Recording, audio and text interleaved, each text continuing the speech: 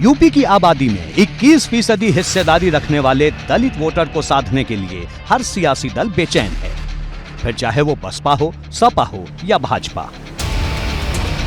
UP की राजनीति को समझने वाले ये अच्छी तरह जानते हैं कि 2014 के बाद से भाजपा ने बसपा के वोट बैंक में जबरदस्त सेंधमारी की है।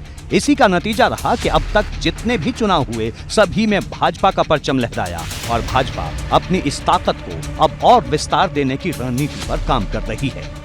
कोशिश ये है कि जो जाटव वोटर अभी भी पार्टी से दूर हैं, उन्हें करीब लाया जाए। संघ ने जाटव और आदिवासी जातियों में पैठ बढ़ाने के लिए नया कार्यक्रम शुरू किया है।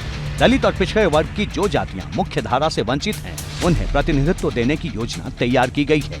लोकसभा चुनाव से पहले इसे संघ की बड़ी तैयारी के रूप में देखा जा रहा है, क्योंकि बीते कुछ दिनों से संघ सर्वव्यापी और सर्वस्पर्शी अभियान को लेकर काम कर रहा है।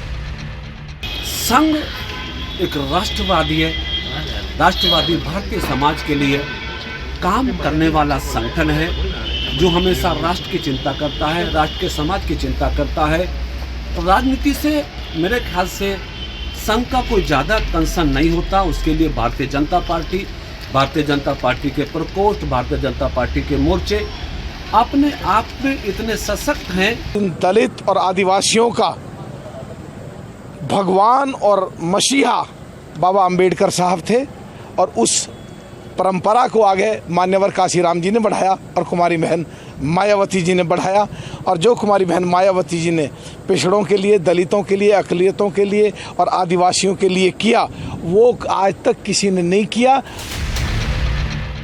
यूपी में जो 21% दलित वोटर हैं, उनमें से आधी आबादी जाटो समाज की मानी जाती है। यही वजह है कि संघ की नजर इस समाज पर है। कोशिश ये है कि संघ की शाखा या फिर दूसरे कार्यक्रमों के जरिए जाटव समाज को जोड़ा जाए। जाटव समाज के अलावा दलित समाज की दूसरी जातियों के बीच भी विस्तार की तैयारी हो रही है। संघ का जोर इस बात पर भी है कि जाटव समाज के लोगों के साथ किसी भी तरह का भेदभाव न होने दिया जाए। वहीं आदिवासी जातियों में थारू, बोक्सा, कोल और भील के साथ वनटांगिया और मुसहर जाति के लोगों को भी जोड़ने की तैयारी है। आरएसएस और भारतीय जनता पार्टी दोनों एक ही चीज़ हैं और ये जनता के मुख्य मुद्दों से जनता को भटकाने के लिए जातीय आधार की बात कर रहे हैं, जबकि हम लोग ये मांग कर रहे हैं कि समाज के दलित, पिछड़े वर्ग, अल्पसंख्यक, इनको इनका हक, अधिकार, न्याय और सम्मान मिले। इसके लिए जातीय आधार पर जनगणना कराई जाए। जाटव और आदिवासी समाज को साथ लाने के लिए संघ ने इन जातियों के बहुल इलाके में सेवा कार्य के साथ ही सामाजिक समरसता जैसे अभियान भी शुरू किए हैं। यानी तैयारी पूरी है और मिशन के पूरा होने का इंतजार है। इस बीच केंद्रीय मंत्री और आरपीआई के अध्यक्ष रामदास आठवले ने भी यूपी की कुछ सीटों पर चुनाव लड़ने की तैयारी कर दी है।